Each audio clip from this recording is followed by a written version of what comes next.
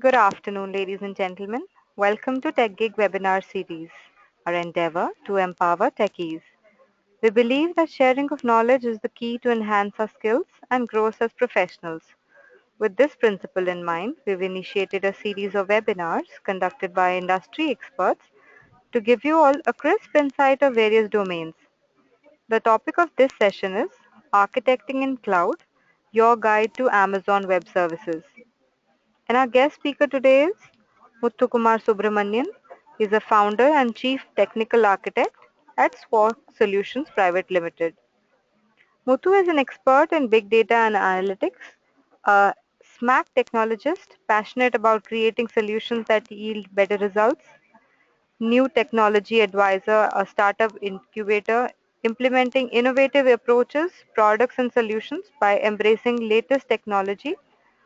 Muthu has also extensive experience in software services, which include solution design, project management and execution, architecture definition, application development, and maintenance. He recently conducted workshop at international conference Meet ICT 2014 at Bahrain on information management and big data. He provides consulting to Edureka and on technologies like Amazon Web Services, cloud solution, big data, SMAC, that is social mobile analytics cloud, data science, and machine learning. We expect this webinar to last for about an hour with 40 to 45 minutes of presentation and remainder time for Q&A round. So if you have any questions, please submit them using questions tab on your control panel. So without further delay, I introduce you all to our guest speaker. Over to you, Muthu. Yeah, thank you, Deepika. Thank you. Good afternoon, folks. And first of all, let me thank TechGig for providing such a wonderful opportunity. And today we are going to get a quick introduction on Amazon Web Services. All right, let me get started. So the session is about like the guide to Amazon Web Services.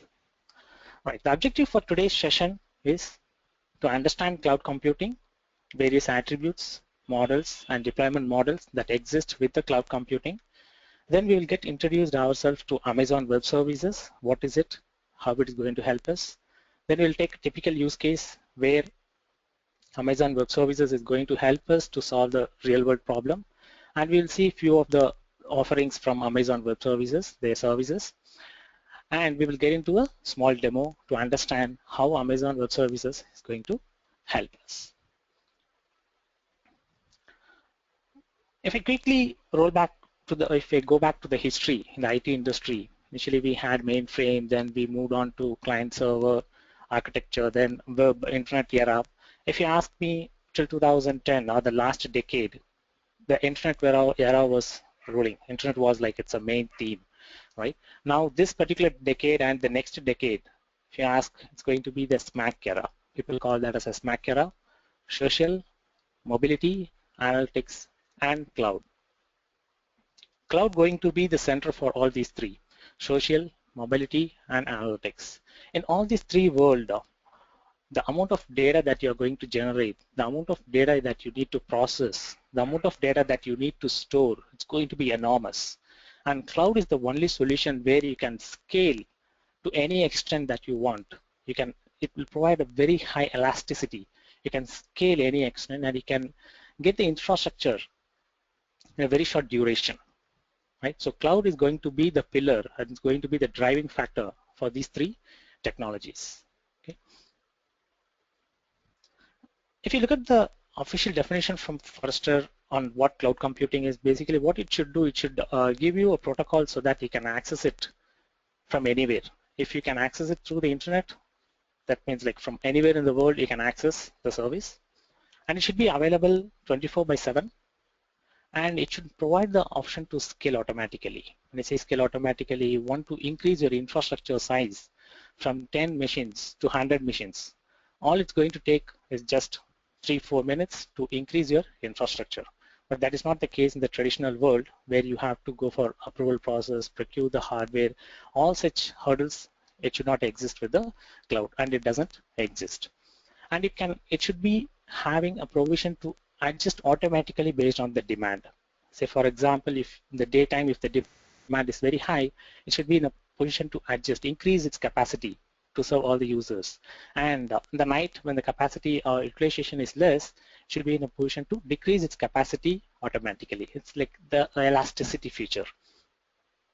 So that we can, when the demand is increasing, we can serve all the customers, or when the demand is going down, I can scale down my infrastructure and I can save amount in that budget. I can reduce the budget.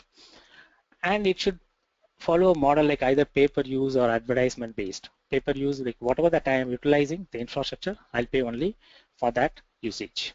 And it should have a control interface either through web or through programmatically API interface, something it should be providing, and it should be a customer self-service.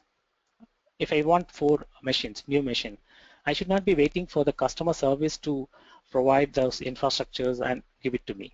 It should be a self-service where I can get the service automatically by myself. If you ask anyone about cloud computing, what's your perspective on cloud computing? Okay, everyone will have their own perspective. It's similar to 4 5 blindfolded men touching the elephant. Okay, without telling them they're touching an elephant, if I ask them to guess what they are touching, everyone is going to say, like, whoever is touching the tail, they'll say it looks like a rope. Whoever is touching their stomach, they'll say it looks like a wall, right? So if you ask anyone about a cloud, what a cloud is, depending on their usage, whatever they had come across earlier in the history, they're going to say cloud is a massive storage. If you ask anyone who stored or who used the storage, they're going to say it's a massive storage. Whoever like used that as an infrastructure, they're going to say it's a massive infrastructure provider. Okay, so it's going to be the perspective going to vary for the cloud computing. I'm going to connect all these dots. I'm going to say this is what the cloud computing is in this particular section. It's a pretty important slide. Okay, it covers like a lot of features. Whenever you say cloud computing, it should support, ideally, okay, we are not yet into Amazon Web Services. Whenever we say cloud computing, it should support these 5 attributes. Broad network access, so from anywhere it should be accessible. As long as it is accessible through the internet, this attribute will get satisfied. It should have a rapid elasticity feature. What I was talking about, when the demand is increasing, or the demand for the infrastructure is increasing, it should scale up and scale down automatically. That's the elasticity feature. Okay, it should have a rapid elasticity feature and measure the service. They should be in a position to measure how much infrastructure I am using it. And I'll be paying only for the infrastructure I am using. And the fourth attribute is about on-demand self-service. I should be in a position to get the service by myself. I should not be depending on some manual intervention from the customer support of the cloud provider. And the final important attribute is the resource pooling. What internally it does, it uses a virtualization. Virtualization is the complex architecture resides inside the cloud, where what it does, pools of physical hardwares.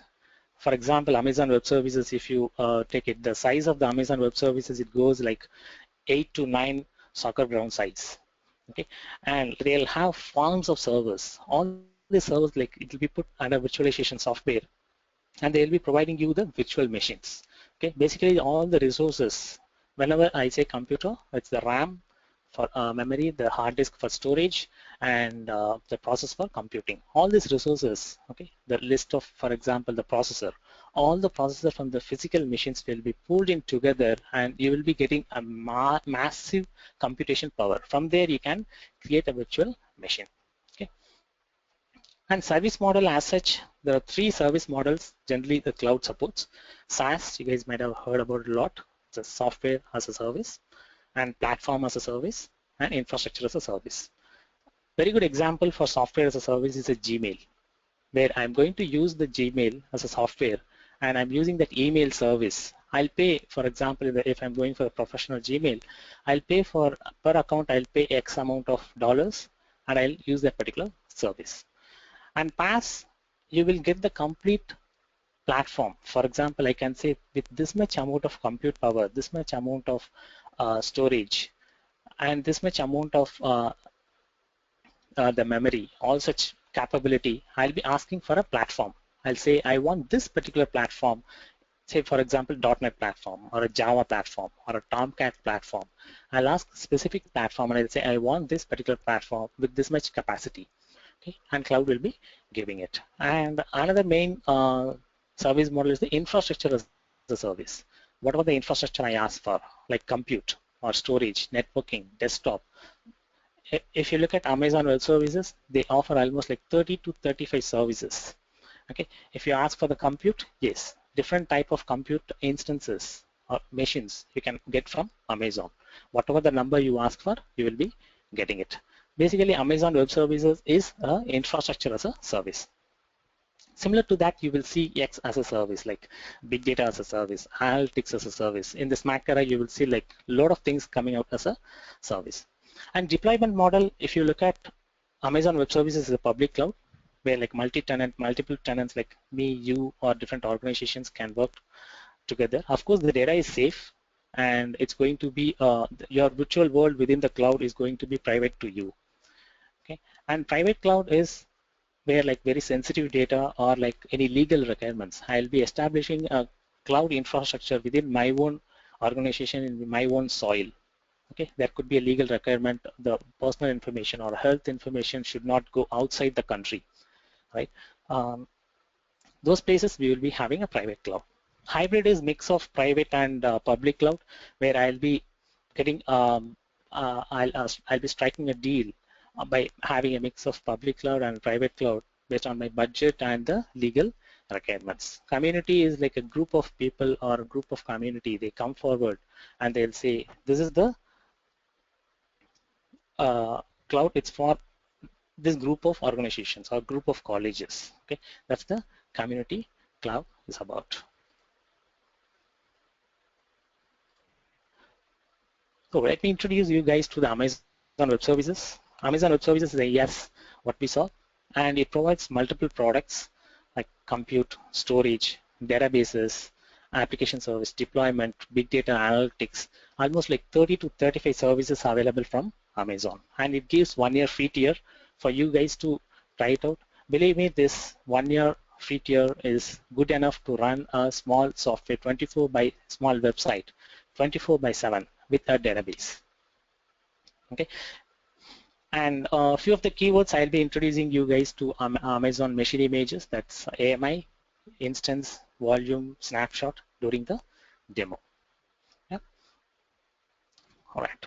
This is a very good diagram which explains the elasticity and the pay-per-use infrastructure. Okay, look at the blue color line, which is like going like a triangle, right?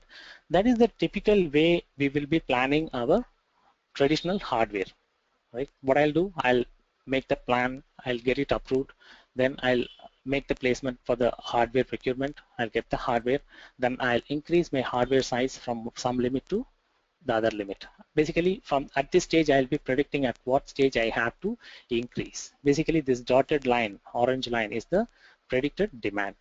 So I have predicted this. So at this stage, I'll plan a increase in my hardware. So this is how I'll be traditionally I'll be planning it. But the actual demand, it will not be this way. The actual demand will be like this red color line, right? It will be in line with the predicted demand. Of course, it will be moving up or down near to that orange line.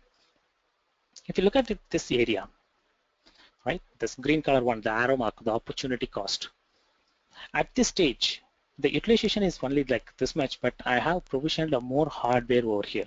So basically, I have invested a huge amount of money upfront, right? And if you look at this area, the area marked in red color, that is the area I have missed the, excuse me, opportunity there. Okay, I may not be, the application might not have behaved properly, or I might not have served the customers properly. Okay, some error would have occurred because I have overshot the requirement. Like I am provided with only this much infrastructure, but I overshot the demand. Okay, but if you go with the cloud, what's going to happen? The infrastructure that we provide or that we use, it's going to oscillate or it's going to go in hand with the actual demand. Okay. For example, you guys might have heard about the flash trade. Nowadays that has become very popular, right? 2 o'clock they'll open the flash trade and it'll get over in an hour, or any result announcement, exam result announcement. Only that particular time I need more infrastructure to serve the customers. What I'll do, I'll plan well in advance. I'll increase my infrastructure only for that like 3 or 4 hours duration. Then I'll bring it down and I'll pay only for that 3 or 4 hours duration. And I'll make AWS to run with the capacity 10 or 15% more than the actual capacity I'll allow it to run. Okay. If you look at it, Amazon, they have different regions, okay, based on the demand all across the globe. The yellow color dot is the regions. They have 4 regions in US. Now recently they opened another region in Frankfurt, okay, one in Singapore, another in Australia, and they have opened one private region in China as well. That's very specific to the government of China, or like the people of China, okay, or organizations within China. Along with the regions, I have various edge locations. Region is the place you will have the actual physical hardware will be available, and that's where the cloud will be functioning. Other than that, there are around 52 edge locations available. Okay, basically to deliver the static content. If any website, if you are hosting it, what I'll be doing, I'll be caching all my content, the static content, all across these 52 edge locations, so that I'll be accessing the nearest edge location and get the data, so that it will be very fast, the latency will be very less, and it's internally it's well connected with the high-speed network. So this is how generally it looks like. Now I'm going to introduce you guys to the zones. Within region, for example, if you take any region, minimum you will have 2 zones. Okay, what I'll be doing, I'll be running the hardware. For example, I'm running a website, and my website is say for example the okay, I'm seeing some questions. I'm going to hold the questions and take it up during the questions. Okay, if you have any questions, please do post it, but I'll be answering the questions at the end. All right, okay, fine. I'll be having various zones within a region. Zones are physically separate of each other. For example, in US region, I have 5 zones. Each zones will be independent of each other in all factors. Say, for example, uh, the internet provider or power supply provider, or the air conditioning, security, physical location, everything. Okay, even a small natural calamity, if it is happening, and because of that the zone A is affecting, the probability of the zone, the remaining zones up and running is very, very high. So what I'll be doing, imagine a situation, you need you're running a software or a website, and you have load balanced it with 10 servers, web servers. What I'll do, I'll distribute the 10 web servers into various zones. Assume like if I'm running my website in US West region, I'll distribute it across all the 3 zones. At any point of time, if one zone goes down because of some natural calamity or some other issues, the probability of the other zones up and running will be very, very high. Okay, so basically zones are made for very high availability. Okay, edge locations is for the static content delivery, it will be used. And along with the various regions, we have one dedicated region for called US GovCloud. That's mainly used by the government of US and US Defense. Okay, so that shows like how much it's secure and how much trust they have with Amazon. And this is very dedicated to the government of US and the defense of US. Okay, that shows like how definitely the data is secure, right? So we can trust very well. And let's look at like few of the services. I'm going to call some ones of the major service we will be using extensively. It's called EC2, Elastic Compute Cloud. This provides the compute capacity. Whatever the capacity I want, I can start, and it supports both vertical and horizontal scaling. The same machine, I can increase the size or I can start n number of EC2, n number of Elastic Compute Cloud in parallel, and I can make it to run together. And very important feature that's one available is I can create an image out of existing instance. Say for example, you made your website up and running after doing all the testing, everything. You see that particular website is like it's well tested and it's up and running and it's beautiful. What you can do, you can create an image that's like exact at that point, what's the snapshot, copy of that particular instance. You can make a copy and you can save it. Any disaster, if it happens, I can bring back my complete infrastructure from that particular copy. That's called Amazon Machine Image. Okay. There are pre-built images available, and I can use any image, or I can create my own image and I can use it for my high availability. And pricing model wise, you can there are some models available like on demand, spot prices, reserved instances, where it gives various flavors and options. You can pay upfront and get some discount, or if you don't know how much time you're going to use, you can just start using it and pay only for whatever the duration that you are using. Various options available within EC2. Elastic block storage, in a simple words, you can consider this as a hard disk. Okay. After creating an instance, you need to attach a volume to that instance, right? Volume, I'm going to compare that as a hard disk. I can attach like n number of hard disk to my machine.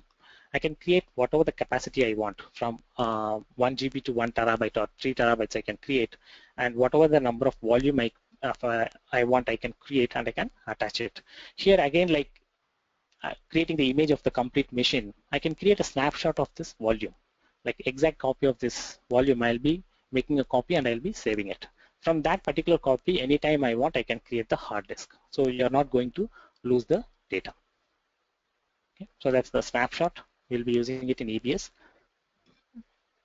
Along with that, we have something called a simple storage service. You can assume it like a massive web storage or a massive FTP site. Okay, it's for the storage is made for the internet, and it can be accessible over the internet. You can store any amount of data. The charge will be based on how much data you're going to store it over here. It's very simple to access, and the complete access rights, the control, everything, you can control it very well.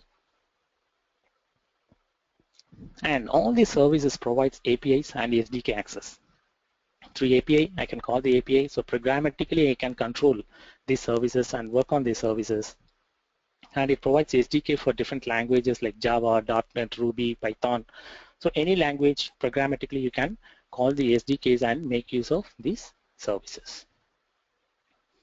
And very important service is the load balancer and auto scaling. By default, this feature is provided by Amazon. What I can do, I can, like how I'm starting the instance, I can start the load balancer as well. Once if I start the load balancer, I'll route all my traffic to the load balancer. Any further traffic, right, or down the line, I'll be having n number of machines running. So all the load to the load balancer will be shared by those machines. In case if I realize the load to my load balancer or the incoming traffic is increasing, what I'll do, I'll add more and more machines to this particular pool of servers, and I'll serve the request. In case if I feel the request has gone down, number of requests has gone down, it's a night duration, and I don't want that much number of hardware, I can bring down the number of servers as well. Okay, that's the auto scaling feature that happens automatically based on time or based on the utilization or based on demand. I can do that, and it provides another service called CloudWatch that works very closely with the Elastic Load Balancer and auto scaling. Basically, CloudWatch gives you the metrics on the utilization of various services in terms of, for example, if you take EBS, what is the queue length? What is the how much read I am doing it? What is the IO that's happening? If you take EC2, it will give you the CPU utilization, their network throughput, all such details it will be providing. Basically, CloudWatch is a measuring service. And very important service, identity and access management. If you ask me why Amazon is the leader in the cloud field, it's because they way ahead they implemented this service. Every service that I am starting, every service that I am using, I can control it. I can have very fine-grained control. Okay, very fine-grained control and gives a token access where it gives a simple token service. I can generate a token and give access only for that particular request. All such things I can do so that it's going to be utilizing your services for your mobile application or your browser-based application. It's going to be very easy and you will have very good control. And it gives you another beautiful option called federated users. You can sync your existing enterprise users to with Amazon so that you don't need to repeat the process of creating the same users again and again. Okay? And it gives like very good calculator to identify or like to budget how much time you're going to, how much money you're going to spend. All such things you can do very well. And it gives another service called relational data services where you can start within few minutes. For example, 3-4 minutes, you can bring up an Oracle database. Okay, you can define I want an Oracle database with this version, and or like MySQL with this version I want, and this is the size of the machine with the 32 GB RAM and this many processors and this many network card configuration. All this configuration you can define and your database will be up and running. It will be serving and it will be up and running in production. Okay, and it gives you option for backup of the database, point-in-time recovery, all such features it gives. Okay, I can have like active or passive databases and another zones so that if the master fails, it will start picking up from the backup and it will start serving. Okay, so I can have the high availability as well.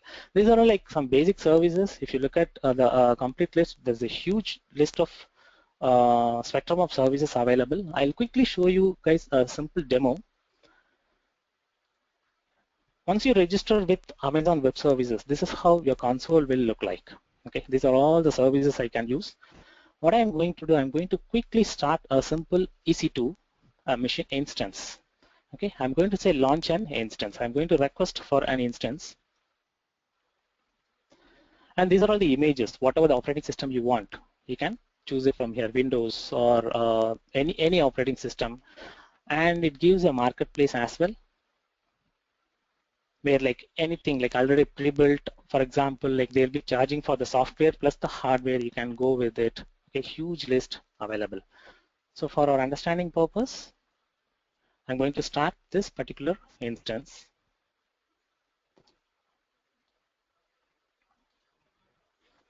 I'm going to request one instance now. Okay, here I'm going to mention I want one instance. Okay, all other things like it's a little advanced concept, so I'm going to keep those things default. And I'm going to add storage to this instance. I'm going to say I need 8 GB and what type of storage? I want an SSD storage, and how much IOPS input output per second is going to support 24 IOPS.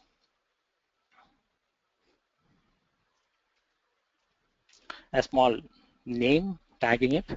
I'm going to say open the security group. I'm going to open the port HTTP as well. Okay, I'm going to allow it from anywhere.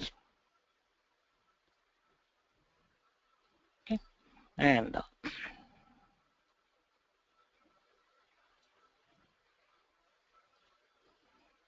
going to say review and launch.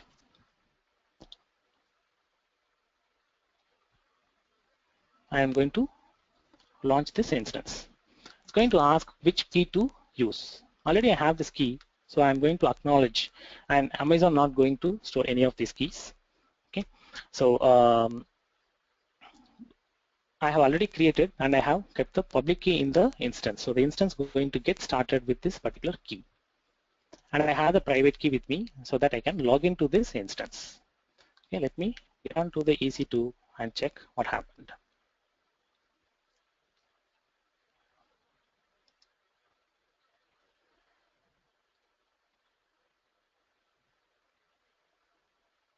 So one instance is getting ready. This is the size of the instance.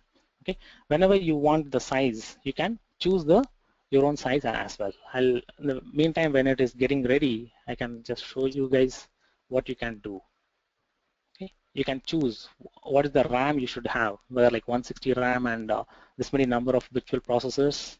What do you want? You can choose, and it gives like for various servers, like it gives the pricing saying like this much this many cents per. For example, like here if I go for this 244 GB RAM and 36 core machines, I may be spending like say 1.5 or $2. It's well clearly mentioned in the Amazon website. Okay, I'm going to take a couple of minutes. In the meantime, I'll quickly explain what are the other services available, very useful services like cloud formation. The complete cloud infrastructure, I can create it with just a piece of text file. With a piece of text file, I can create the complete infrastructure. Anytime if my disaster happens, the complete infrastructure goes down. Within minutes, with the source file, I can create the complete infrastructure. I can very well do that. Okay, so let's check. So initializing, and this is the IP address of my machine. Okay, this is the IP address of my machine. I can use putty client to log into this instance, and I'll be mentioning the security key. I have the security key with my system, and I'm going to use the default user EC2 user that will be provided by the Amazon. What is going to be the user? I'm going to say open.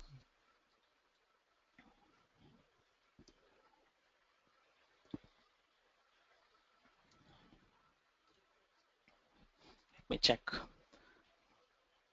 Okay, so it's going to give me first time I'm accessing from this particular machine. Just ask me whether the fingerprint and you're accessing it. Yes, I know I am accessing. Let me change the appearance little bigger.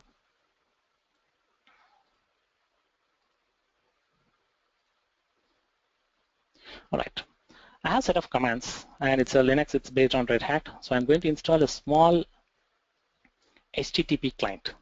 Okay, HTTP client. So let it install. It's done. Yum install I'm going to use, and PHP I don't need, but anyway, if time permits, I'll show you guys the options for the PHP as well. Okay, I'm going to start the HTTP server. I'm starting the HTTP server that I installed just now. So the HTTP server is started, and sorry, this is the web doc root. I have index.html. I'm going to edit the index.html. I'm going to add this particular content.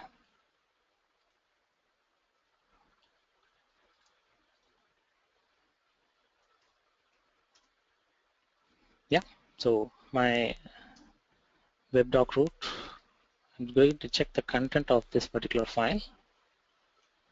Yes, I do have it. Now, I'm going to make sure whenever I restart this machine, okay, in the initial, like at the booting level, I'm going to make sure the HTTP also starts. These are all the configurations that I do specific to the HTTP. It is not mandatory anyway. Okay. Now, I know the web address, right? And it gives Route 53 to configure DNS configurations. Anyway, like I'm going to access it directly using the web address 52.25.254.210. You guys also can try. Okay, web page is up and running. Anyone can. You guys also can try. A web page is up and running now, and I have hosted a website in an instance. Hardly like I took 3-4 minutes. Right now, what I am going to do, I can say create an image of this instance. If I say create an image with all this software installed, it will create an image. It will be having an image with you, whatever the image that you are starting. Later, for example, if someone else is coming or like you want to create a test environment with the same piece of code, from the image you can say, okay, create another instance and give it to the testing team. That means like you don't need to do all the configurations that I did. You don't need to do that again.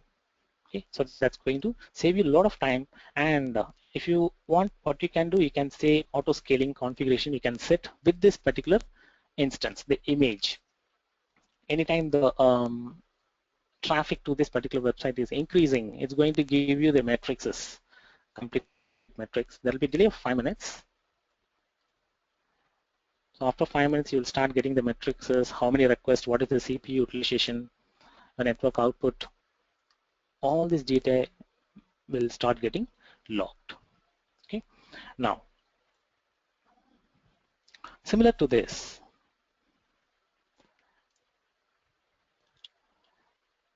so this is the 8 GB hard disk that I created while creating the instance. If I want, I can create a more hard disk and attach it to this instance. If I want a copy of this particular hard disk and save it, I can do that.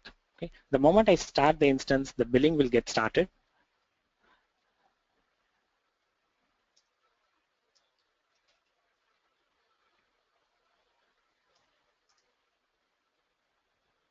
The pricing wise, the documentation of AWS is very, very good. They give very good pricing details, what are things, how much they are going to charge, whatever the uh, operating system you want. If you want a Windows operating system with this much size, okay, for example, 160 GB of RAM and this many number of PCPUs, you'll be paying $5 per hour. If you want to do your production environment, testing of your production environment with a real life capacity, you can very well do that. Okay, so that almost like 35 services available. So with the time limitation, I tried to show you guys with the EC2. Okay, right. So let's get on to the slides.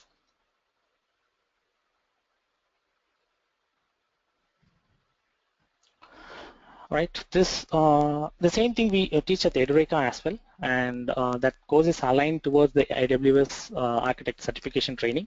AWS gives the certification, AWS Solution Architect associate level and professional level. This is aligned to the associate level, and there's a batch starting on July 11th. You can more details you can verify it at the edureka.co cloud computing website as well. Any questions at any point of time, you guys, if you have about the course or about AWS, you can tweet using the hashtag AskEdureka. They should be in a position to help you. Okay, these are all the modules it gets covered. We will be discussing about EC2 and EBS for the one full module. This is how the training goes. It's an online class, and the class gets recorded so that you guys can refer it in the future time, any point of time, and it's supported by 24/7 support as well. Okay. Even after the session gets over, it's available. At the end, you will be getting a verifiable certificate. Okay. So now let me take up some questions. Right. Yeah, thank you, Muthu. Thanks for this insightful presentation. Oh yes, we would Thanks, request you to, Deepika. yeah, to take up the questions, request you to read out the questions so that all our users may listen to your commendable insights. All right, definitely. Thanks, Deepika. Any questions related to this? You guys can post it. I'll take up the questions one by one. Right? Okay, thank you. Okay, Subhash, there's a question from Subhash. Though we say it's pay per use, is there a pricing on the data per slab?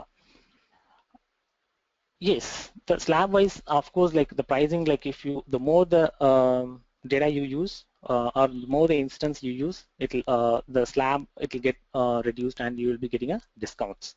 Okay, and pricing wise, Amazon is like very transparent. It's very transparent, and it's like very friendly with the enterprise. Okay, and it's like it's very good. Okay, and they're very transparent, and all the EC2 instance or anything, it's connected to a very high speed internet connection. You won't believe it, all the EC2 instances are connected through 200 Mbps internet connection, and internet is free. Yeah, right, right. uh, Tejinder Paul, there's a question, is there difference in charges corresponding to the regions? Yes, of course, based on the taxation in those regions. For example, Singapore, it will be little higher than US West or US East, and Oregon, generally it used to be a little less than the other places. You will be choosing based on the pricing, one factor, and as well as like where your service provider going to be there, okay, or like your client going to exist. Based on that, you will be choosing. Of course, the price going to vary based on the regions. Okay. Have a question from Syed. What is the role of CloudWatch in Elastic Load Balancer functionality? CloudWatch is a monitoring service. It's going to monitor what is the utilization of the CPU. Say for example, at any point if the CPU utilization goes beyond 70-75%, I'll quickly go through, I'll quickly trigger more instances, and so that the CPU I can bring down the CPU utilization. Or for example, if the queue length in the EBS is like very high in the volume, if it is very high, what I'll be doing, I'll be adding more and more parallel hard disk. I'll identify why that many number of IO is happening. Basically, it's a monitoring service. All right. Okay. The course level details, it's available as a part of this particular website. Okay, edureka.co. I see a couple of questions related to the course. Okay, it's edureka.co/cloud computing. It has all the details. Okay, all right. Question, Jaisal, how to create our own private cloud? Okay, Amazon gives an option called virtual private cloud. Everything is virtually, it's private for you, for your own organization. You can make use of it in case if there is a legal requirement or any government mandate saying you cannot store the data outside your organization, any such things. Okay, it's going to be you'll end up making a private cloud using OpenStack or different uh, tools like virtualization softwares available. You will be using that and you will be creating. Okay, what is the difference between EBS and S3? It's a question from Gaurav. EBS, assume it like it's a hard disk. EBS is equivalent to the hard disk. S3 is equivalent to a massive FTP site. Okay, so EBS directly will not get exposed to the internet. You will be attaching it to the virtual machines. S3 is for the internet, where directly you can access it, store whatever you want, you can read whatever you want, you can do that. Okay. Question from Sachin, is it better than Azure? I should say it's a different paradigm altogether. Azure started its journey as a PaaS, platform as a service. Okay, slowly they are into IaaS as well. But if you look at the market share, according to Gartner, almost like 30 to 35% of the market, cloud market, is with Amazon. Even you can look at the leadership Gartner leader graph. It shows Amazon and CSC are they leading the show. The leader, they'll be in the leader quadrant. All right. All right, Pankaj, I heard the AWS does not have SLA for failure, and it's up to the team to design for failure. Yesterday there was an outage in East side for an hour or more. Okay, the outage on the East side that I have to check, Pankaj, but they have SLA on the hardware, and they have SLA like if they breach the SLA, this much amount they'll be refunding. The SLA is very clear, and no cloud provider in the world can provide 100% uptime compared to the rest. Maybe of course you may see here and there are some failures, but the application should be designed with all these functionalities of various regions or hosting in across the region or within the region. If I want a very high available website, what I'll be doing, I'll be hosting it in the US East as well as copy in Europe and copy in Asia. Okay, well optimized, so that all the requests in Asia will get covered or will get served from the hardwares from Singapore. Okay, so I'll be dividing it, and even if the complete region goes down, my application will be up and running. So I'll be designing my application, or I'll be designing my infrastructure so that even if a part of infrastructure fails, my application will be up and running.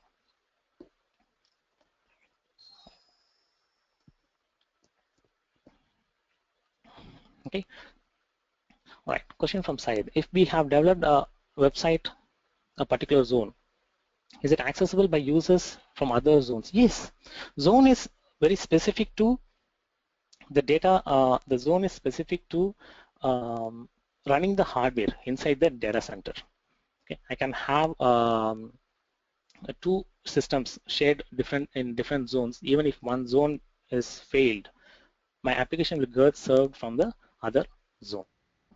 Okay, so that's about the zones. But if your question is whether if that website is deployed to a particular region, for example, Singapore region, is it accessible from all other users? Yes, it is accessible, and you have full control on it as well. Okay, all right. Is there any difference in coding style compared to traditional clouding with the cloud? That's a question from Ravi. No difference at all. For example, the instance that I am running now, right? All it's going to be, I'm going to get a Linux instance, and it's very similar as like how do you get this instance in your traditional data center.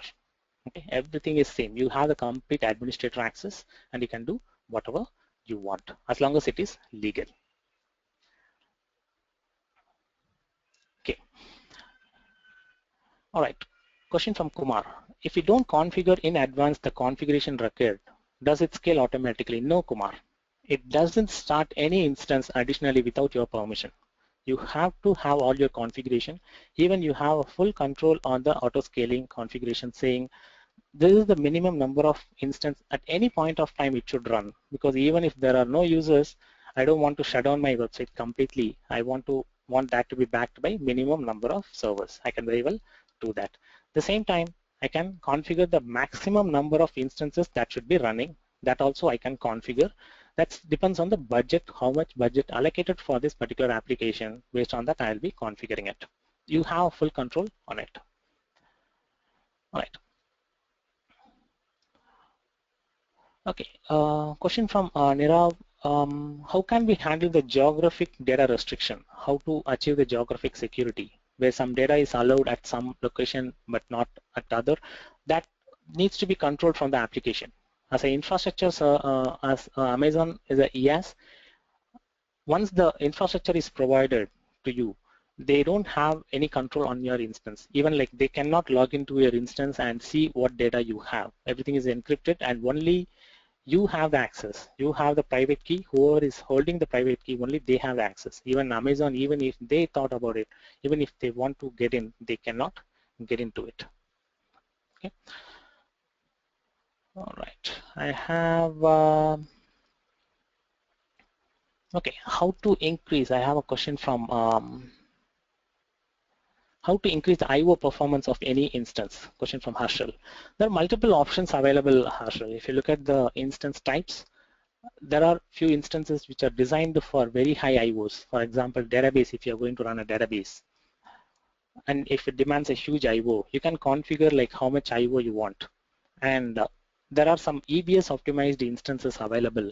You can pick those instances, and you can pick the EBS with very high IO. Here for the demo, I picked 24 IOPS, right? Where like I can configure say 3000 or like a 4000 IOPS. Even if that is not sufficient, I can add more and more EBS in parallel to it, and I can get things done. Okay. Right. Question from Abhishek. How monitoring works here? Can we get email alerts? Yes, Abhishek. There is something called a simple notification service. Every service is designed like a SOA, service-oriented architecture. You can plug and play multiple components, multiple services, and you can get your work done. What I can do, if any alert, if it breaches, either you can start more instances for auto scaling, or you can just send an email to an administrator saying, here's where the some breach happening. So please look at it. So any action if you want, please take it. Okay. Okay. Question from Ravi. How much secure our code on the cloud? It's well secure, Ravi. That's why I mentioned there is a separate Gov cloud where government of US and defense, they are using it. So it's like it's well secure. But of course, all the security depends on the configuration that you are doing. For example, while starting the instance here, I opened the port 80 from anywhere. Of course, that makes sense. But I opened the port 22 anywhere. Ideally, I should be restricting it to my own IP address, right? Because I'm going to log into that instance. I'll not be logging it up from across the globe, or from wherever I'm going to log in, I should restrict the IP address to it. So all such things I have to take care so that my uh, infrastructure is secure. Okay. Can you tell us info about Elastic file system? Okay, it's in beta stage. They're planning to make a file system, a huge file system.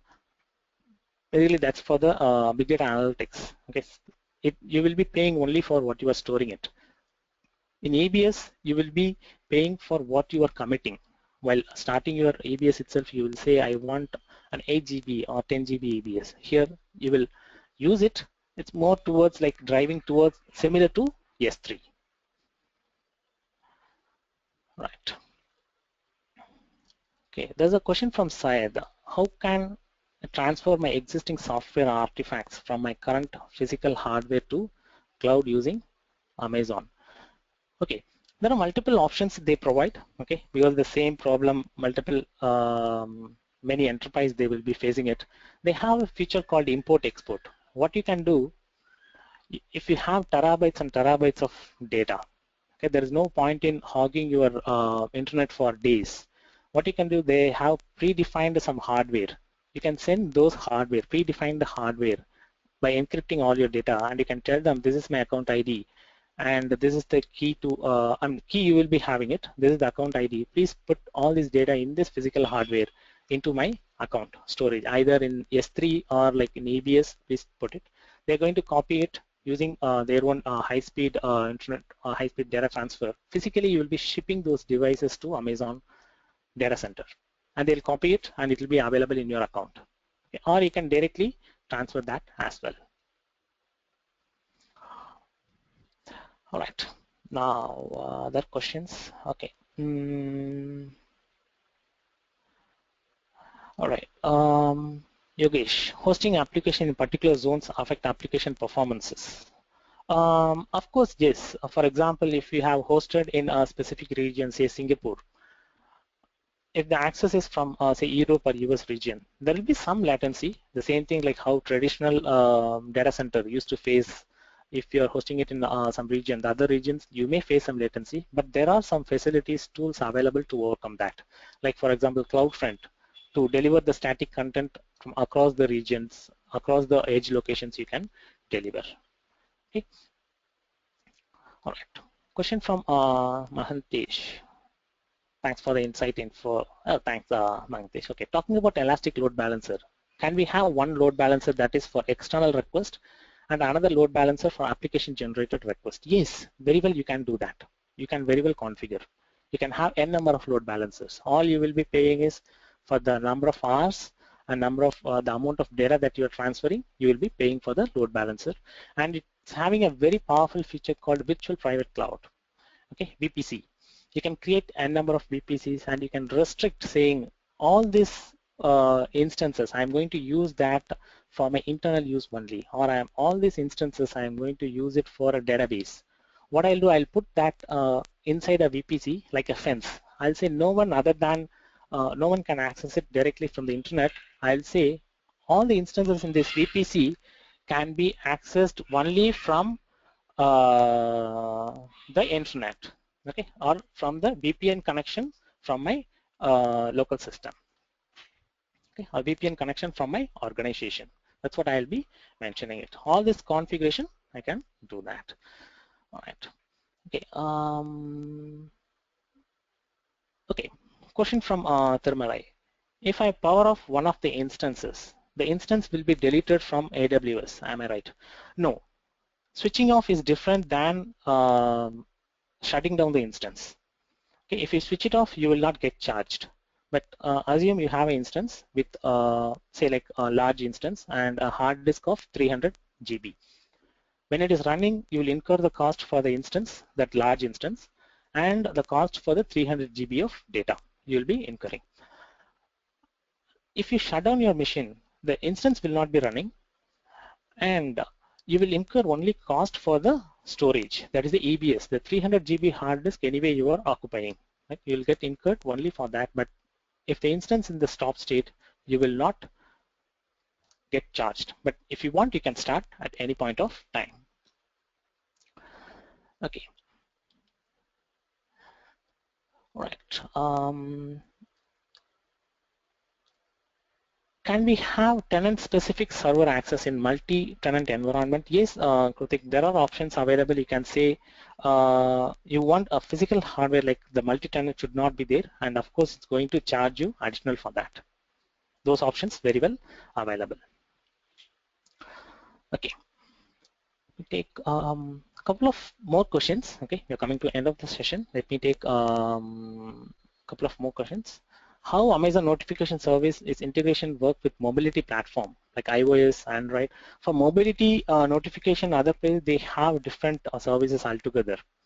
Okay, for mobility they have a cognitive and for measuring the app performance, a notification app notification, they have separate dedicated I can just quickly show you. It's like mobile analytics SNS, push notification service for mobiles. Okay, it's over here, SNS. Okay, push notification service you can use. Okay, let me pick one last question. So we're coming to end of today's session. How economic cloud computing is for Indian market? It's very, very economical for any organization, Ravi. Okay, because all you're going to pay is there is no upfront cost. You don't need to invest, and after buying that particular hardware, you don't need to regret. Okay, I should have gone for a different configuration. Here, all I'll be doing is quickly. So last step, I'll delete it and show it to you guys.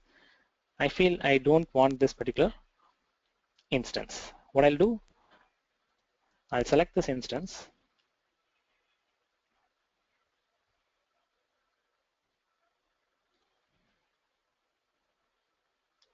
If I stop it, it will get stopped and it will be existing. I can say terminate. My instance is gone. Yeah, it shut down and my instance is gone. So I'll get charged only for this, like whatever the time I used, maybe like the 1 hour, I'll get charged only for this 1 hour. Okay, all right. So thank you guys. We are coming to end of today's session. And any questions, further questions, you can tweet it with Ask Edureka hashtag. They should be in a position to, the support team should be in a position to help you. Right? Thank you, Thank you. Muthu. Thank you guys. Thank you for your valuable time. Thank you, Muthu. Thanks Thank a you, Priti. lot, yeah, for conducting this webinar today with us. I would also like to thank all our participants for their support in making this webinar a huge success. For those of you whose questions that you still have questions or it hasn't been answered, you can post your questions on the same webinar page of techgig.com in an open forum. And our guest speaker Muthu Kumar should be able to answer through an open forum also. The recording of this webinar will be available on techgig.com very soon. Thank you, everyone. Thanks for your time today.